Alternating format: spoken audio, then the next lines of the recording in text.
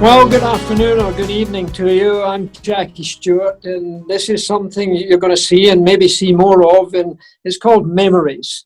Memories of people who I've found to be remarkable in the wee life that I've lived. And the first man that we're going to interview tonight, and I use the word interview because he probably was the best interviewer in the world at that time. So Michael Parkinson is one of the special people of this world. And of course it is Sir Michael. So big welcome and thank you for joining us for Memories.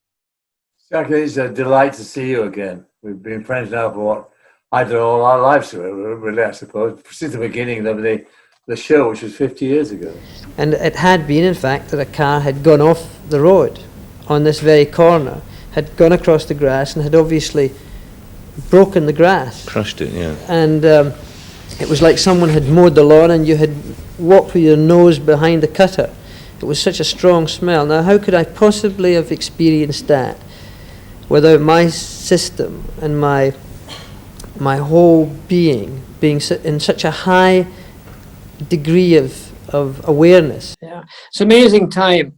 Looking back on that, Michael, I mean, well, first of all, let me say that it was a big day in my life when I was invited to be Michael Parkinson's guests. And it was when I won my first world championship, actually. Yeah. And that was why I got in the show, I think. That's so, right. Michael, go back a little bit, because we did it again. The first time, I'll never forget, Buster Blades was on, and he was a guy who blew up buildings. He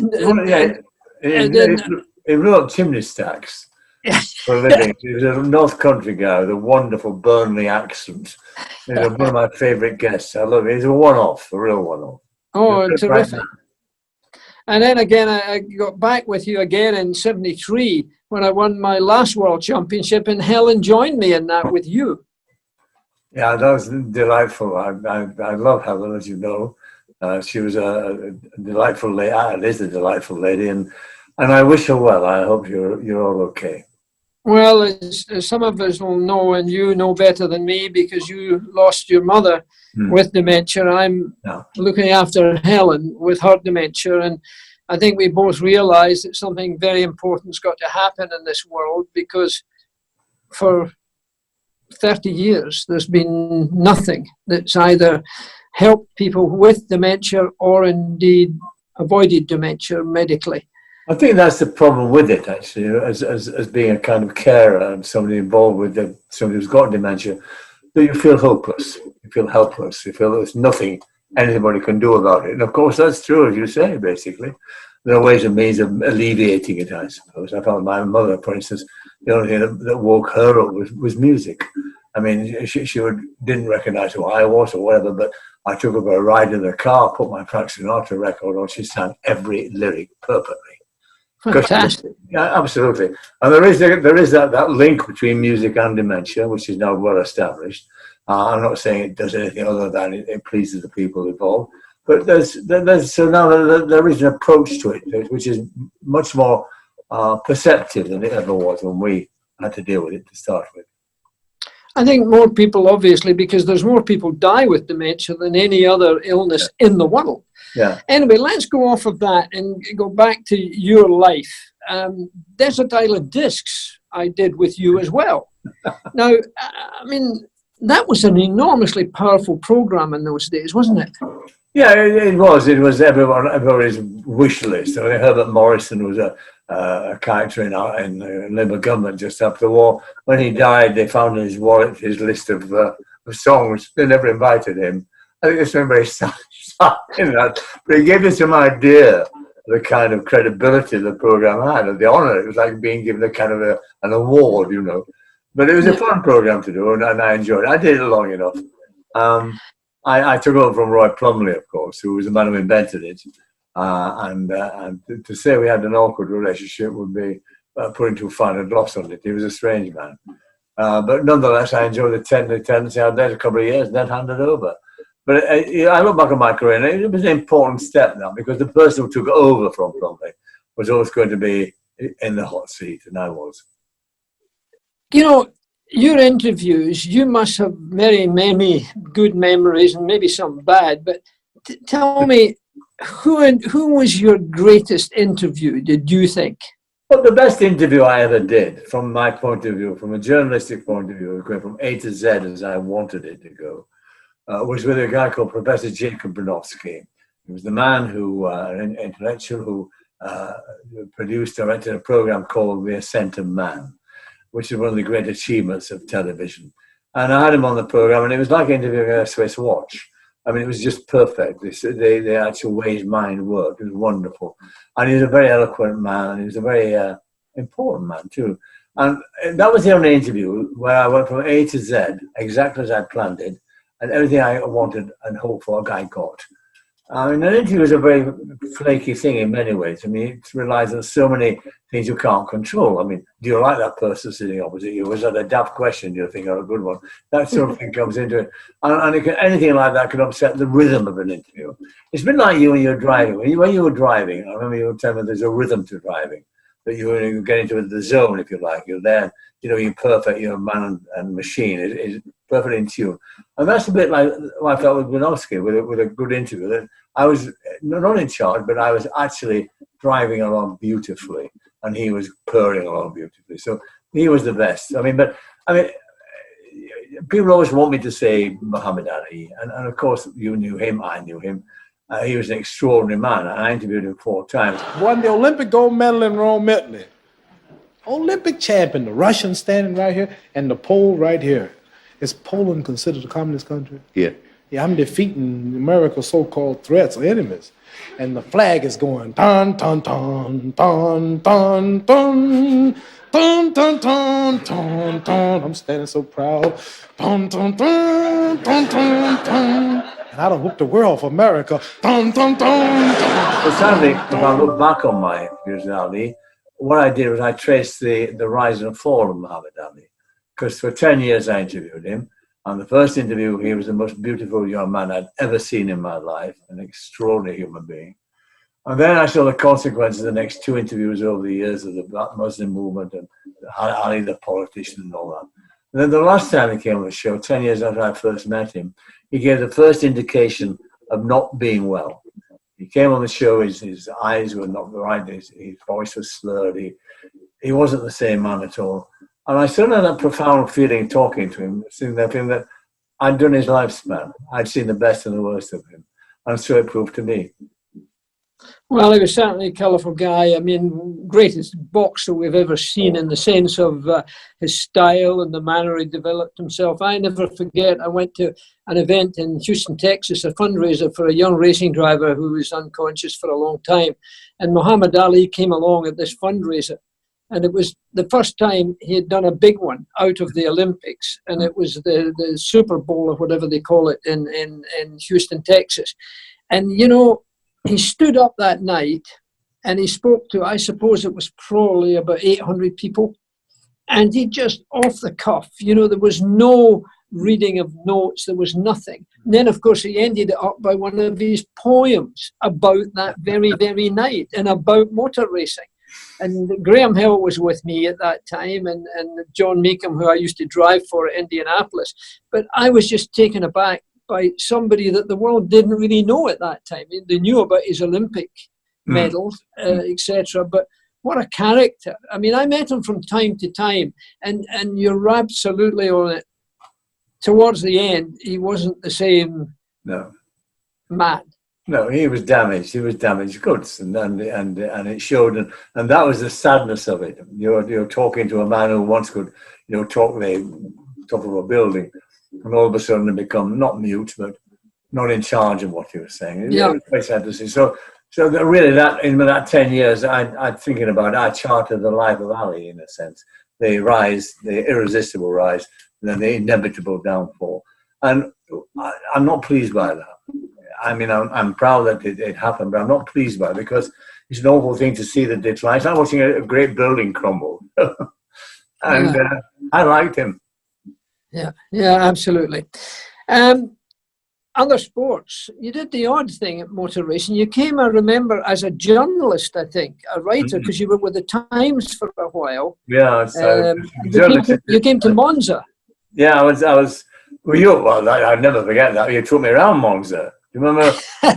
was it Renault had built a car with two seats in it? We went. I was the Renault or something like that. Yeah, but it doesn't really matter what's name. I know you were a difficult passenger. Yeah, you're terrified. I mean, the worst journey, the most extraordinary journey I've ever had in my life, and I always tell people about it, was when you drove me from the racetrack to the lake, to Lake Garda. You know, we stayed at a lovely hotel, and in the race traffic, and you had this small car, it was a small saloon car, and you drove it like you a racing driver. And I was sitting there thinking, I'm the greatest driver in the world, and I'm terrified. We got there eventually, but it was great. Well, you know, your life's been made up of remarkable people. Think of all the greats that you've met. But one of the greatest you've ever met, we both adored and loved and spent a lot of time with, was Doug Hayward, who was your tailor and he was my tailor. He was the tailor of all the fancy folk at that time, and what a place that was with Audie, you know, who look after the shop. We had great times there, all of us. He was a great man. He was an extraordinary guy. He was a Cockney boy, you know, who came from nowhere and all became a tailor, did serve his apprenticeship, and all of a sudden became the centre point of Hollywood in London. Because I used to say to my team when we were thinking about guests for the show, we'd have Celebrity Bulletin, which is the thing they'd send around where everybody was coming in and staying. And I used to say to them, look, don't read Celebrity Bulletin to find out who's in London. Ring Dougie Hayward.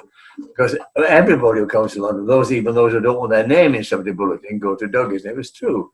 I remember going in there one day and he said to me, you know Alec Guinness, don't you? And I go around and I thought, well, Alec Guinness, he's not here.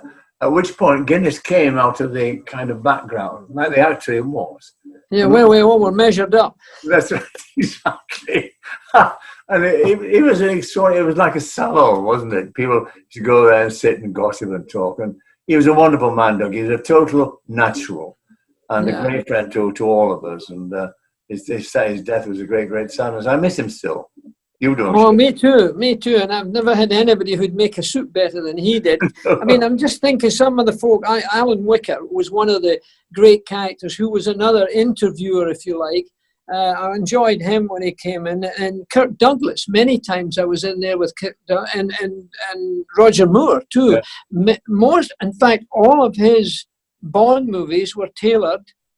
He was tailored by Doug Hayward. Yeah. So, I mean, it was a fantastic period, if you like, of time when style, because I never forget, you know, I was a wee racing driver from Dumbarton and I didn't know how to dress properly and so forth. And Graham Hill took me to a tailor that he thought was the best in Savile Row. Anyway, I thought I was pretty good at that, but somebody said you should go and see Doug Hayward. So I went in there. I said, look, I'm in my new suit. What do you think? But I need some more suits made. He says, never mind the suits. What about the shirt? And, of course, I wasn't wearing a shirt that was correct. So he got me down to Frank Foster. Remember Frank Foster? I know it did, yeah. And that basement down there with all that stuff he had. And you know, after that, I got the shirt and I'm thinking, I'm doing pretty well now. The jacket fits and the trousers fit. And he says, what are you going to do about your shoes? And I said, well, what do I do about the shoes? He says, well, the best man in the world is a great man in an area underneath street level in Savile Row. Who was that? Can you remember the name? Can't remember, no. I mean, he gave me a pass on my shoes. James Cleverly. All right. Yeah. Cleverly. I mean, he was Winston Churchill got his shoes made by him. The Rothschilds, all the fancy folk of the world, and even the actors, as we know, who came to London to get dressed, they also came to that wonderful man. I'll never forget him. Well, the thing about Dougie, of course, is that he treated everybody the same. It didn't matter if the Earl of this or the Lord of that or whatever, or Joe Soap. It didn't matter. He treated them absolutely. People always say, "Oh, you know, it'd be wonderful to do that," and very few people can achieve it. Dougie did. He had the same easy style with everybody. Greatly, greatly missed by lords, ladies, gentlemen, and rogues and vagabonds too. Yeah.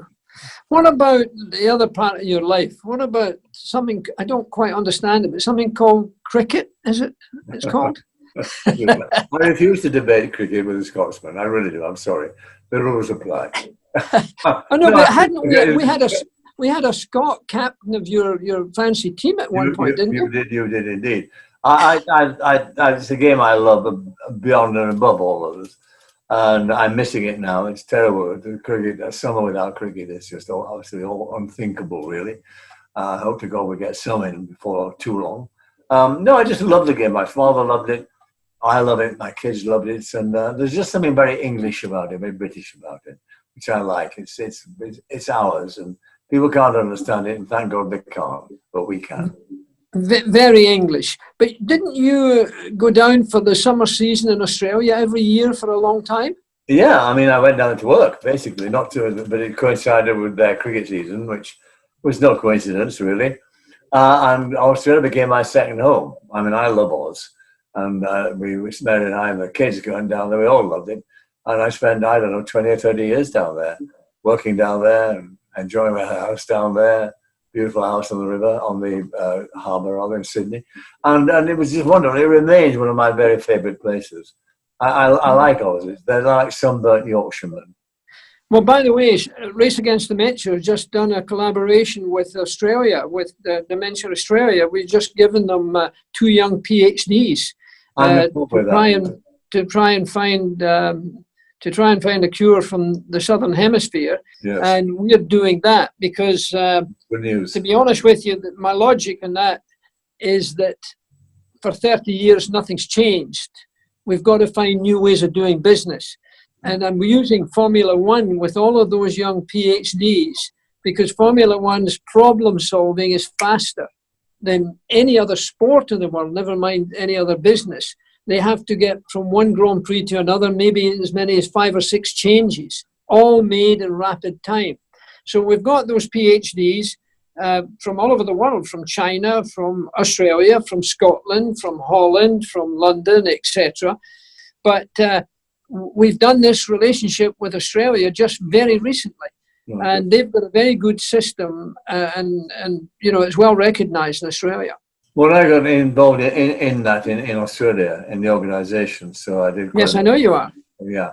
So that's music to my ears. Can I ask you a question? Being what you did all your life, being a racing driver, is an extraordinary job to have. I mean, every day, it's not like a normal job. I mean, you die to death every time you went out you're on the edge all the time. Well, in my time particularly. Well, you're particularly. I mean, things are a lot safer now, and of course they were. Yeah, in your days. I mean, how many of your friends were killed? I mean, quite a few of them, weren't they? 57. Really? Helen counted 57 who had either stayed with us, holidayed with us, travelled with us, raced with us. Yeah. Terrible number. Well, that it is a terrible number. So the question is, of course, I mean, why? And secondly, did you miss it? Well, why? Because the racetracks were too dangerous. Nobody had done anything after World War II. It was old material. There were telegraph poles and cow sheds, and it was ridiculous. And of course, the cars before the war were much slower than the cars after the war. Yes. So suddenly these same racetracks were being raced upon with cars twice the speed. Yeah. So when you went off the road or when you had a mechanical failure, there was nowhere to go. There was no defense at all. So that's why so many people were killed. But, it was a very glamorous, colorful, exciting life. And I loved it. But we were having so much death that then I started to get involved in a thing called GPDA, the Grand Prix Drivers Association. And because I was world champion, therefore I was president of it. And therefore we got a lot done. We closed places like the Nürburgring in Germany, 187 corners per lap, 14.7 miles per lap. I remember you And- telling me about that. I remember you saying that you would look as you left home, you would look in the wing mirror of your car and see your wife waving to you and wonder if you ever would see her again. Right. You told me that. Absolutely right. And I seldom ever took Helen to the Nürburgring Yeah. because of that. And she came to most of the races because she was my timekeeper, my lap charter for the team, along with Ken Tyrrell and his wife. And the girls did that in those days. The current wives or girlfriends in Formula One, it's all electronic. So they've got actually nothing to do. Whereas Helen and Betty Hill and Jim Clark's girlfriend and John Surtees, his wife, etc., they were the timekeepers for the team.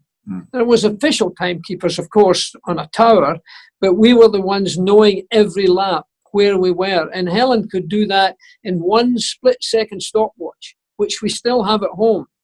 and she was a giant at it, as all were the other ladies. So they had a reason to be with us. But I would never take her to the Nürburgring, because if I had been killed, Helen was there, and it wasn't the place to be.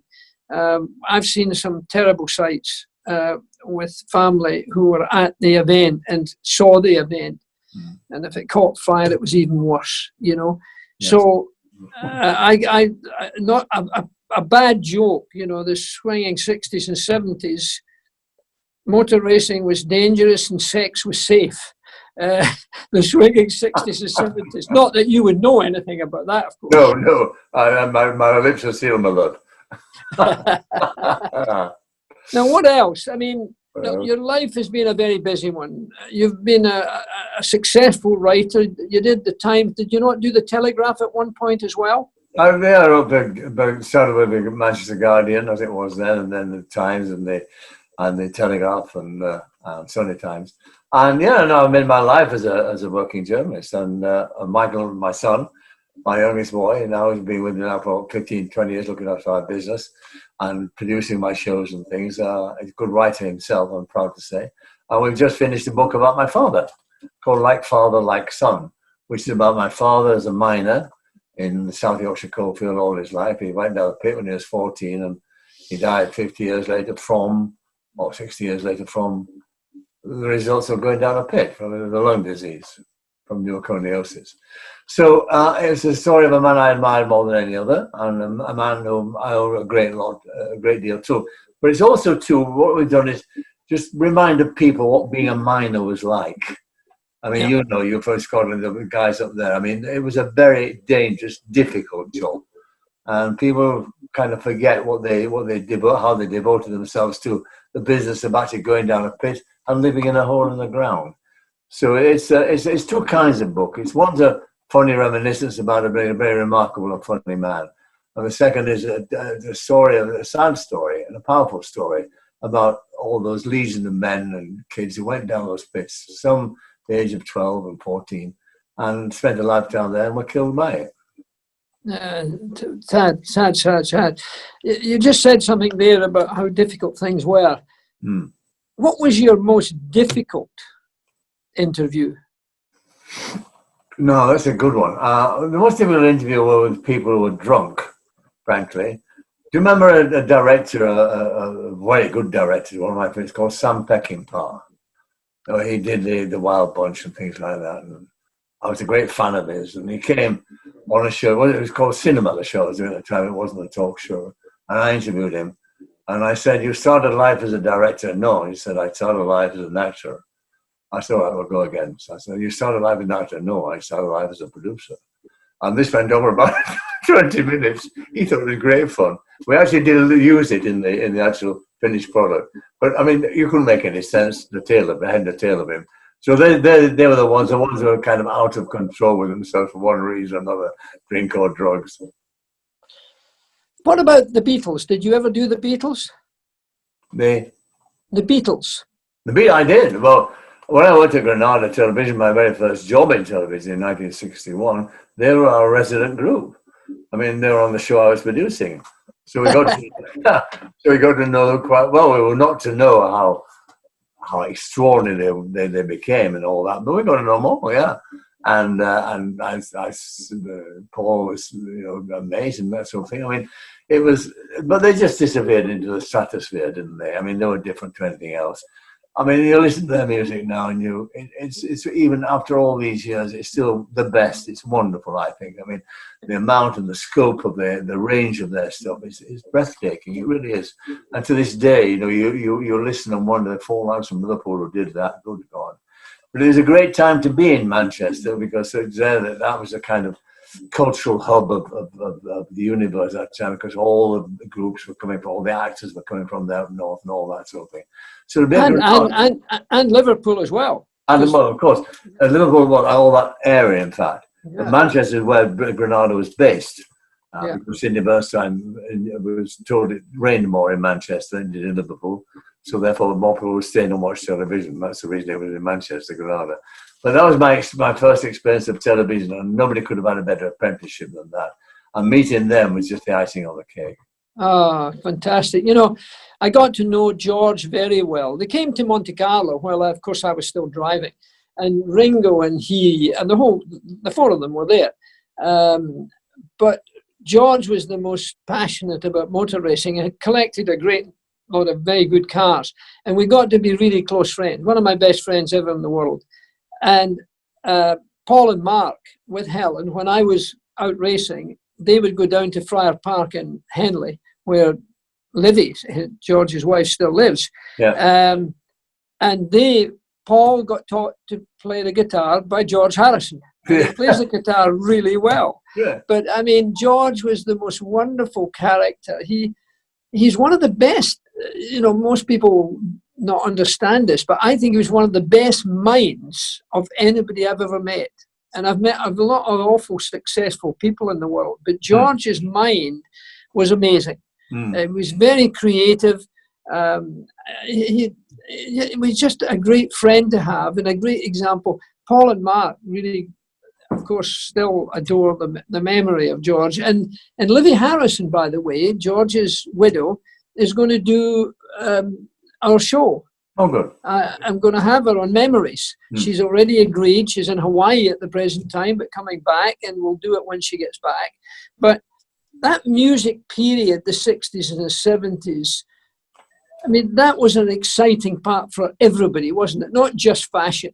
Well, I mean, I've been a great music purist, so I like to think of myself as that throughout my life. I mean, I'm a great advocate of the Great American Songbook and the great writers like Paul Cole Porter and George Gershwin and people like that. That's where it stops with me, except I look at the Beatles and listen to the Beatles, and I think McCartney can rank with anybody as a songwriter. I think he's a genius. And we should be thankful and delighted that we lived at the same time as he. But whenever he came on the show, we had him on 2 or 3 times, it was just a big event. I knew this guy. We used to play. I'm turning the tables now. We used to play in Manchester on Granada, and we were like little young hopefuls, the Beatles, as we were kids then. This guy was like a producer at Granada. I was indeed. It was a very exciting time, and it was great. It really was, yeah. It was marvellous. And looking back on it now, a lot of kids say to me, "Oh, you had the best of it," and I said, "No, come on, get with now, But I think there is some small truth in that. It was a very rich period that just suddenly happened, and we were all in the middle of it. And the music that's come out of it, and particularly yours, but lots more as well, has lasted. And that's the trick, is to last. It's the thing that time. It goes beyond and beyond the moment it was created, and that's what you've done. Forever and ever. People will be whistling your songs in 1,000 years' time. Sir Paul McCartney. And he's so musical, he's quite extraordinary. And I admired him, I think, as much as any artist I ever met in all the times I did the show. I would interview 1 or 2 good ones. And I think that I just got delighted that at that time in my life, they were growing up and coming forward, and they were not protected in those days either. They were like sort of ordinary guys who couldn't believe it themselves that they made it, So it's just great to see them prosper like they did. McCartney is one of the great artists of the 20th century, in my view. Yeah, and of course there was a great man also helping them, George Martin, who did all the... he was a genius. Well, it's one of my favourite men. He used to come in the pub. My son had a pub, and George used to come down there and have a few drinks, and he was extraordinary. He really was. I mean, if you said that this man is one of the central men in the birth of rock and roll, You say you don't believe that. You look like a completely, priest. completely abstract. You know, he came up to my house quite often to have dinners or lunch, both of them, his wife and he. And he drove a Bentley and he collected cars. And you're absolutely right. When I would tell somebody who didn't immediately recognize him, because he was never on screen. You know, he was a famous name to those interested in music, but nobody knew what he looked like. So somebody else would be sitting at dinner and I'd say, oh, by the way, this is George. Sorry, George, what do you do? I mean, creativity falling off the roof.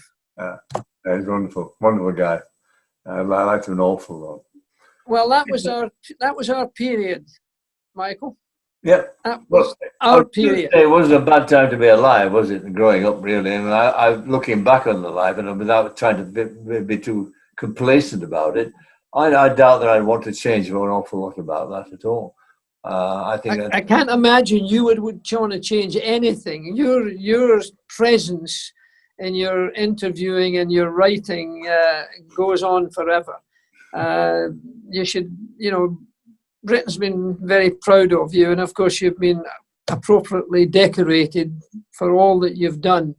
A very big thank you, and thank you so much for coming on to Memories. There's going to be more people come on in the future, but very few that will have met and worked with as many folk as you have.